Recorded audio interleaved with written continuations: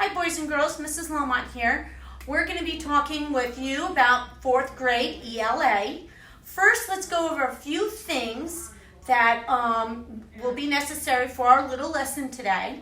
For those of you that are on our district website, you need to go to the home page, click on District Learning, scroll down to grade 4. When you get to grade 4, you're going to click on ELA Language Arts, Online Options. Week of April 6th and the week of April 13th. We're going to work on the week of April 13th. Click on that.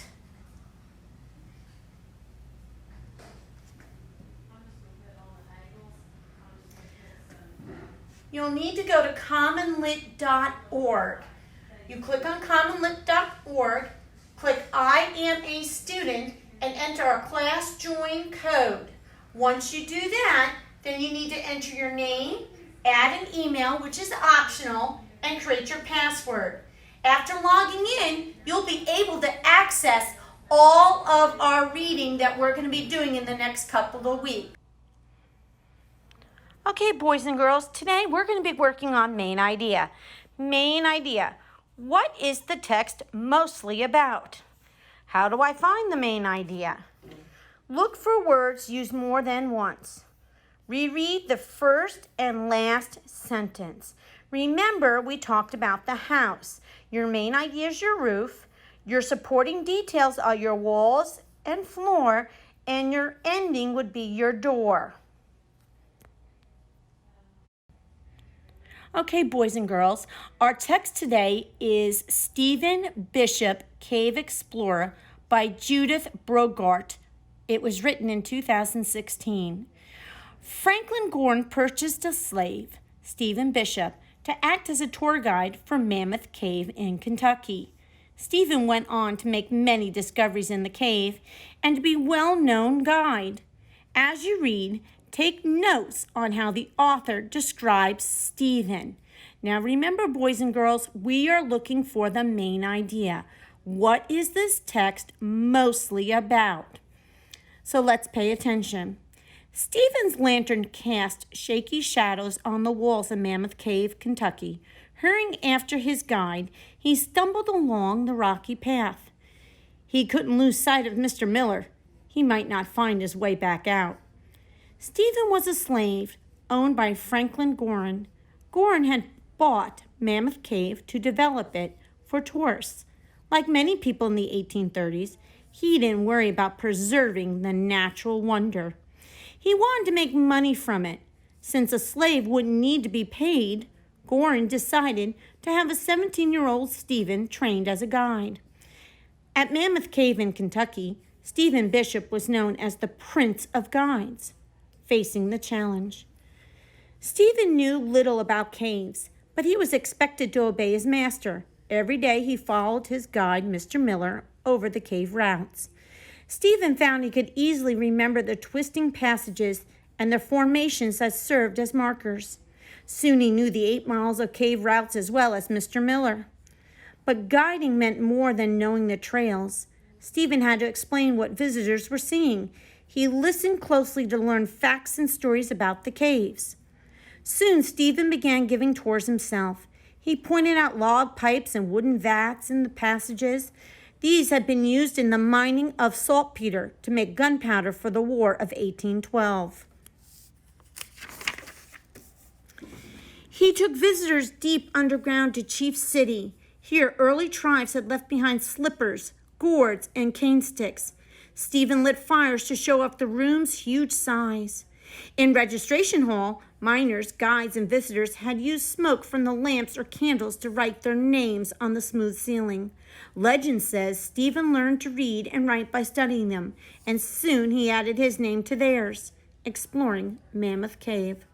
Stephen loved the cave. While giving tours, he spotted many leads off the main passages. He itched to explore them, and Gorham led him.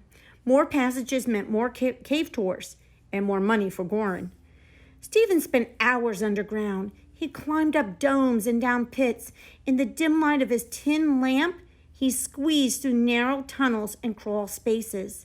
He memorized landmarks such as special rocks or sand beds to guide himself back out. One day, Stephen followed a twisting passage not on the tours. He climbed up a slick wall over slopes and down a 30-foot drop.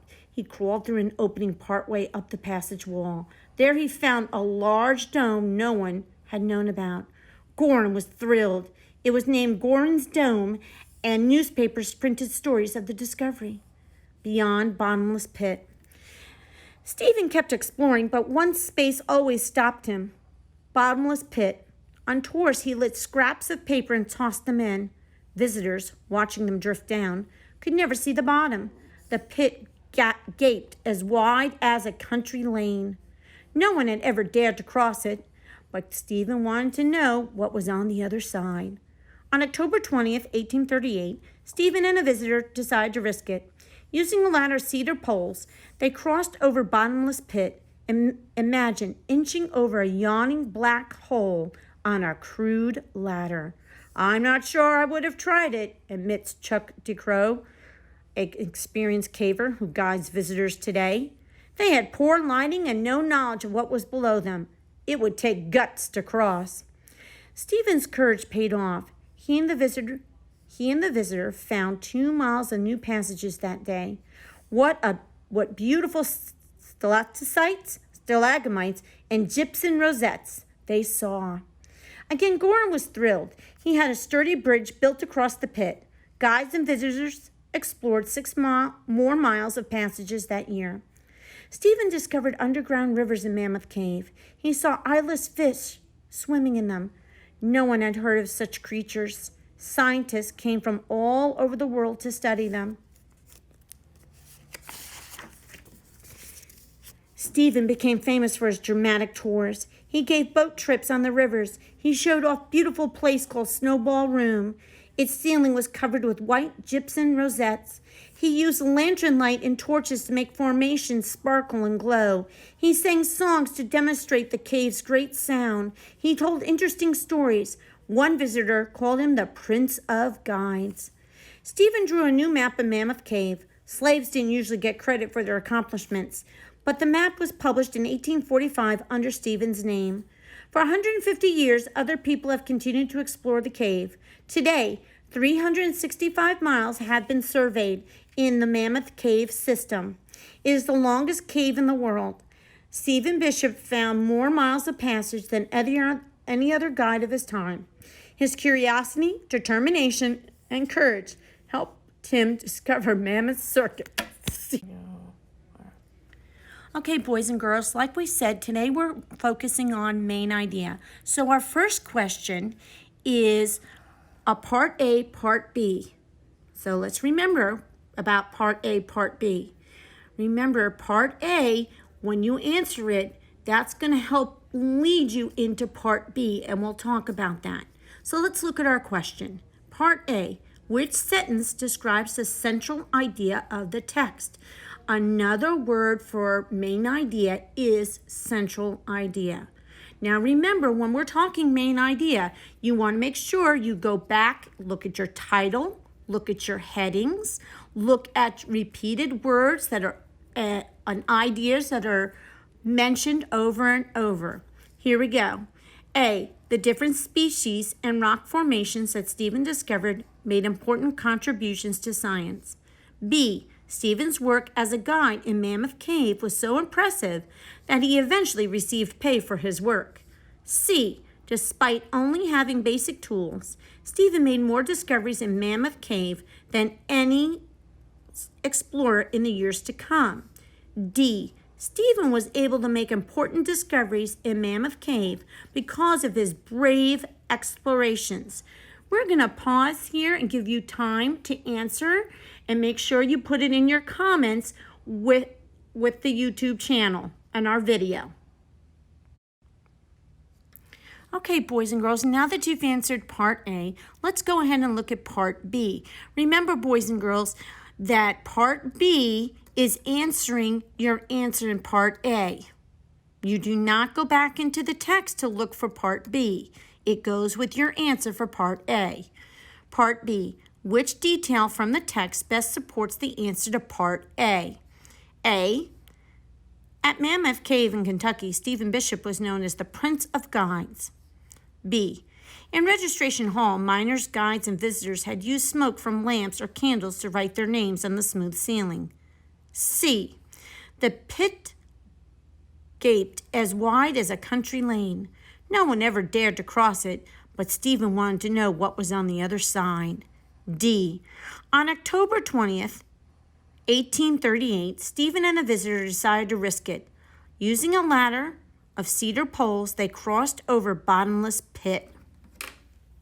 We'll pause here and give you time to answer. Remember to put it in our comments. Okay, boys and girls, we're going to leave you with this one final thought. In the beginning, we asked about you to take notes on how the author describes Stephen. So in the comments below, tell us about what you learned about Stephen. What was his characteristics? Tell us something that you know that was very brave about him, and some other things that you learned about Stephen through our text. Thanks for watching. We'll see you next time.